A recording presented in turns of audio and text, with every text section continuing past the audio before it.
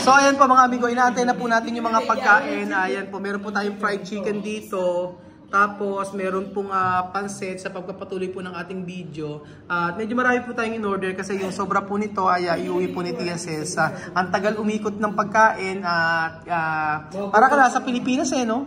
Actually para ka nasa Pilipinas dito sa ano na to antayin natin yung ano. Okay, Tapos may rice. Maganda nga. Kasi talagang lahat nakakaroon ng time na... Oo.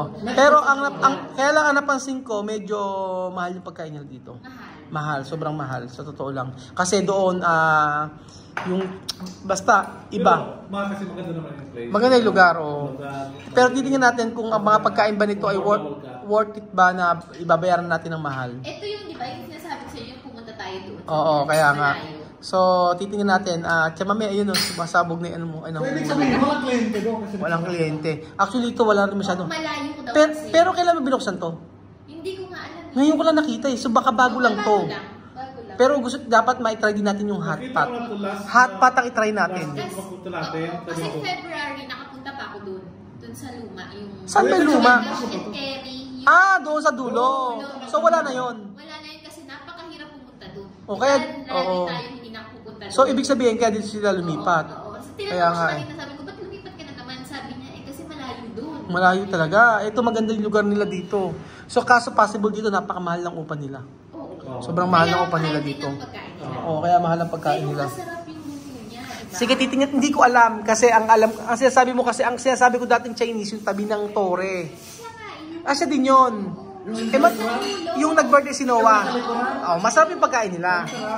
Yung masarap yung pagkain nila. Yung nag-birthday si Noah, doon kami kumain. Alam niyo kung magkano ginastos ni Noah doon? Nasa 300,000. No, 30,000 pesos ang binayaran ni Noah. So, ayun po. Kumpleto na kaya ang ating pagkain. No, meron pa yata. So, antayin lang natin. Hindi ko alam, pero vamos a ver. Pero may alam ko meron pa yun. Vamos a ver kung tingnan natin kung meron pang kulang na pagkain. So, ayan mga amigo, napakaraming pagkain at hindi ko alam bakit ba ang dami nating in-order.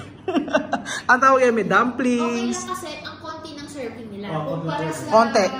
Actually, yun nga.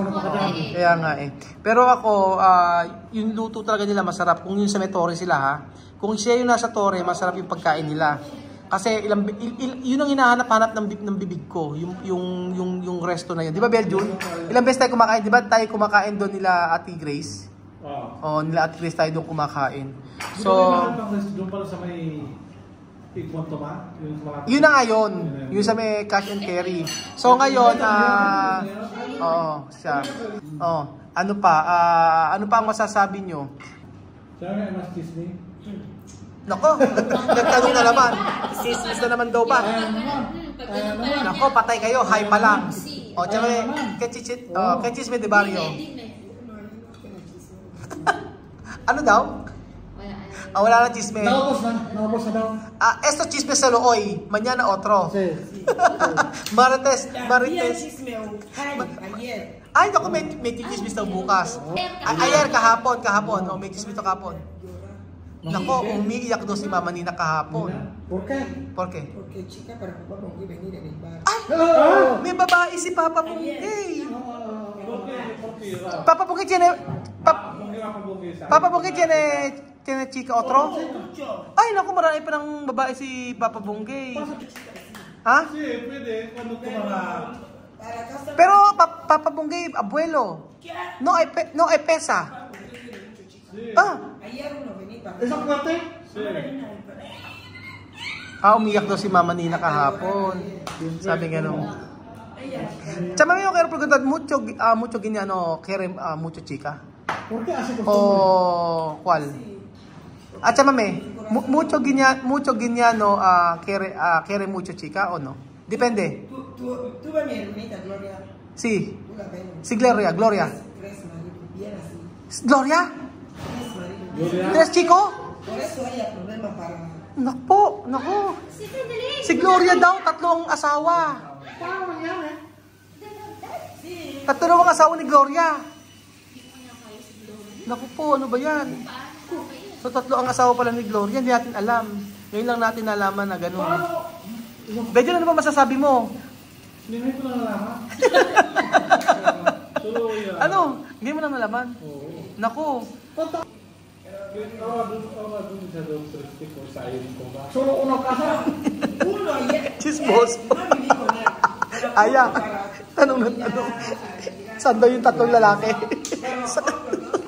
Kaya namin, so, Hindi pa natapos pa, yan pa. sa dinero, Sí, sabi, ayun na, ayun na. hombre, kamarin doon tama. Mi esposo, ano din siya, Gloria. Sí, este coche que tiene. Nako. Kilala ni Beljun. Kilala ni Beljun ang pambihira. Nako. Ang kilala Beljun, sino daw Beljun? Ano sabi Beljun? Ano yung kinukwento niya? Sino daw yung... Nagbibigay ng pera, Oo. yung sintosan doon tama ng mekaniko. Nako, ibig sabihin yung... Isa primero. Kaya pala walang trabaho si Gloria.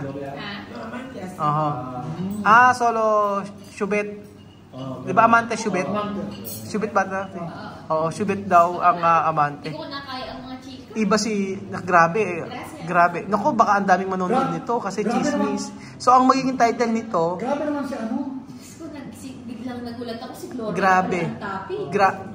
Hindi, ang sinabi niya, umiyak si Mama Nina, merong ano, si Mama Nina may kwan, merong yung asawa, si Papa Bonggay, nagpunta raw doon, sinugod.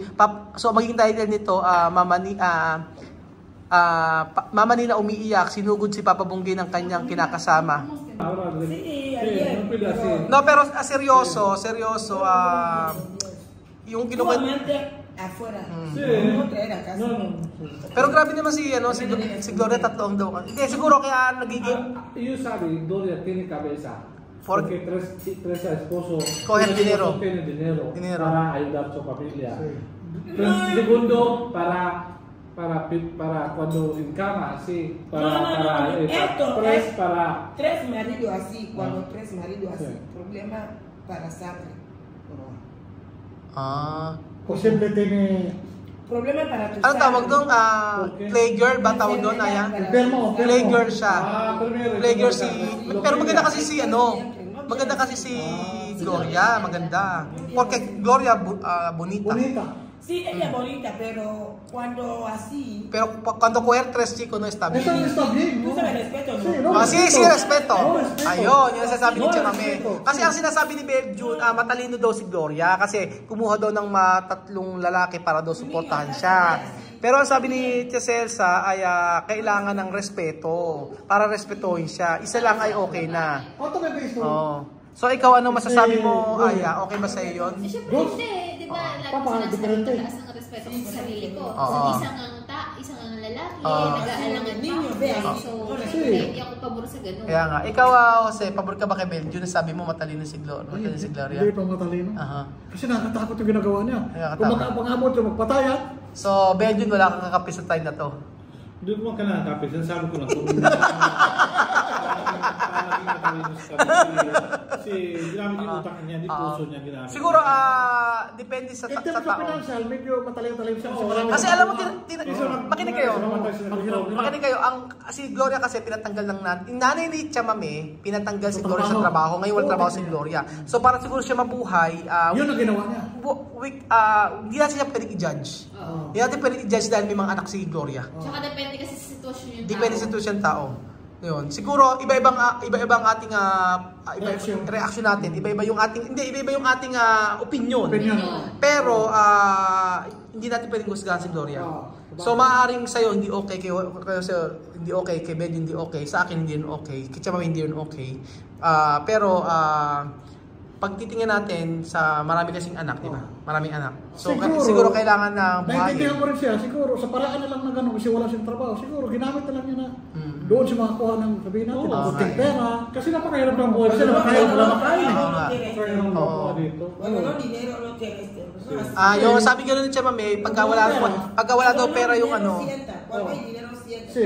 Cuando no hay dinero. Ayun, sabi ni Cesar kapag wala daw pera ay aayawan na daw niya pag wala daw pera. Aayawan daw ni Gloria. Parang si Aya, social media. Hindi! Mas magandang term eh. Yung dati mo term kasi nabi natin na social Social gold. Social crime yan.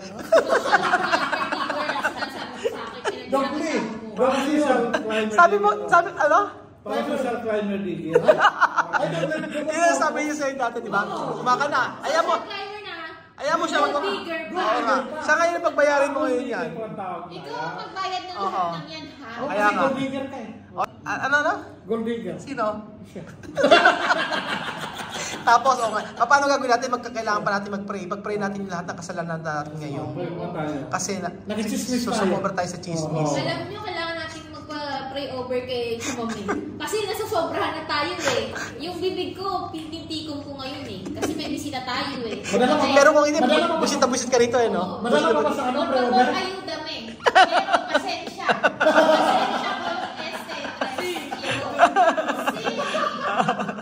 Ayun na ako. Broma. Kailangan doon ng pasensya ni Aya kasi puro joke na lang daw yung ginagawa. Ang ganda daw ni Gloria, nakita niyo Nabasa ko. Kaya nga, sige, tama na nga, mag-pray na tayo. Chamame, vamos a rezar. Oo, vamos a rezar, Chamame, porque pasensya na po. Sorry, Lord. Sige. Kaya ba niya, tadi ko benisyon, iba niya mga nga kami ng restaurant kami. Mabuo na nila kayo. Naging ba siya ng Pasko, may siya nila namin, hindi mo na tumiyami si Minti Bumichi. Kaya kakaway mo ito. May bulaya ka kasi na mukha Filipino. Nawadowa yan, nawanawa yung masipi. Kaya kura siya wala siya mami kasunaka. Hindi na sa Señor Jesucristo. Amen. Amen. Beja. Amen. Beja. So ayan pa mga amigo, kumain tayo ng pagkain na masarap. So, tingnan natin kung ano makakain ni Chamame dyan. Chamame, todo tu niños pwede comer esto? Amir. Tinanong ko kung makakain ba ng mga anak ni Chamame ito. Sabi daw ay makakain naman daw. So, tikman po natin mga amigo ang pagkain at ano masarap. Masarap dito. Masarap yung kanya sweet and sour. Parang sa Chowking. Masarap to kada bro. Masarap yung kanila. Alam mo yung nila sweet and sour nila parang sa Chowking. Oo. 99% lasa. Masarap yung dumpling nila. Sarap. Mas masarap sa kabila. Masarap dito. So masarap daw ang dumpling. So tingnan natin mga amigo kung ano magugustuhan niya sa dessert mi ko. Ayan, ito masarap kaya ito. Crispy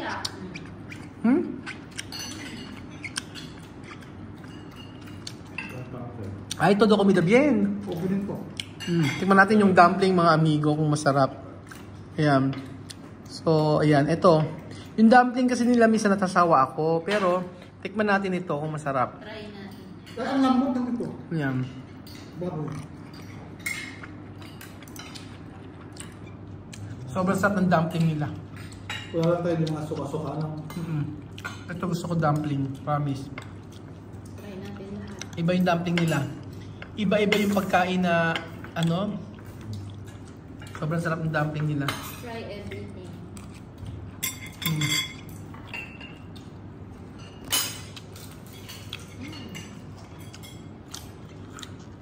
Promise, ito yung dumpling sa Taiwan na natitikman ko ganyan. Ganyan. Sobrang sarap.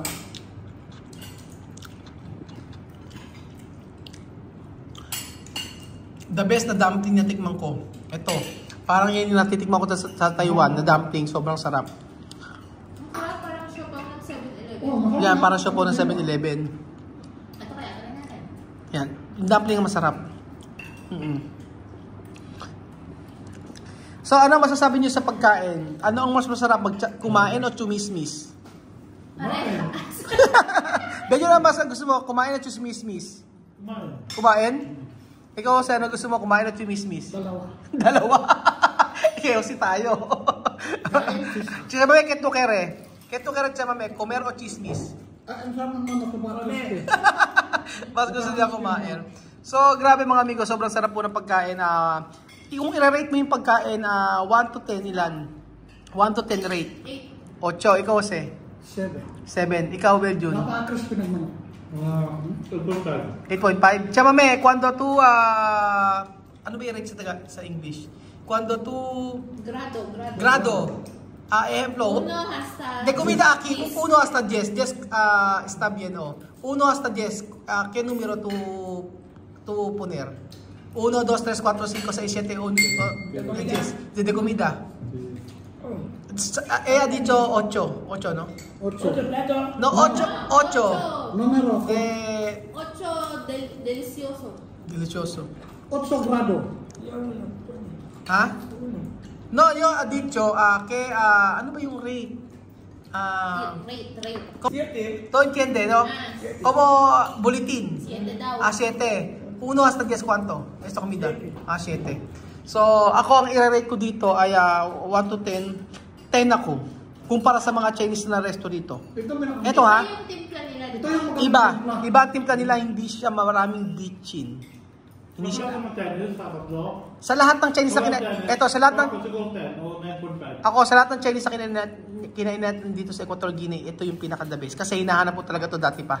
Kala ko nagsarado na sila. Kasi yung lasa ng dalawa, parehas. Hindi, yung lasa, hindi, para sa akin ganito yung lasa ng kinakainan natin doon sa may barbecue, sobrang daming betchin. Tapos yung sa kabila parang sa bahay na pagkain. Pero eto talagang pang chef to, o ganun. Para sa akin. Oh, yun. So iba-iba yung ating rate, pero at least busog ang lahat. Nabusog ang mga audience, mamaya nakakain. Nabusog ang mga subscriber natin sa Chismis at nabusog din po tayo. So, salamat po mga amigo at abangan niyo po ang aming mga videos susunod. So, sabi nila na uumay nila sila sa vlog natin sa 5 Pilipinos. Anong gagawin natin? Nakita ko yun, yung sa live mo. Oo. Isa lang ang nagsasabing na umay. At pamilyar tayo kung sino yon. Kilala, may nag-comment pa nga, kilala din nila kung sino yun. Oo, kilala nila, di ba? Siyempre, ako. Hindi natin pwedeng i-reveal, di ba? Kasi sisikat. Oo, sinabi mo pa lang kayo na hindi pumunta agad ako sa live mo, hindi ako nagpapatalo. Oo, oo. Malaman kung ano yun, kung ano problema. Oo. Ba, isang tao lang naman pa nagsasabi na uumay eh. Oo, nauumay. At kilala natin kung sino yon. Oo, yung galit na galit sa atin. May nag-comment, di ba, kung sino yun? Abay, hindi ko alam. Meron ba nag-comment? Is equal to ganito, is equal. Yun. Yun. Sige. Di ba? So, ibig sabihin talaga na huwag tayo maniniwala sa mga negative na sinasabi sa atin. Kasi bawat opinion ng tao ay mas maganda. Tingnan natin yung mga magaganda. So, ano man yung mga pangit na sinasabi sa atin, huwag tayong magbase doon. So, gawin nating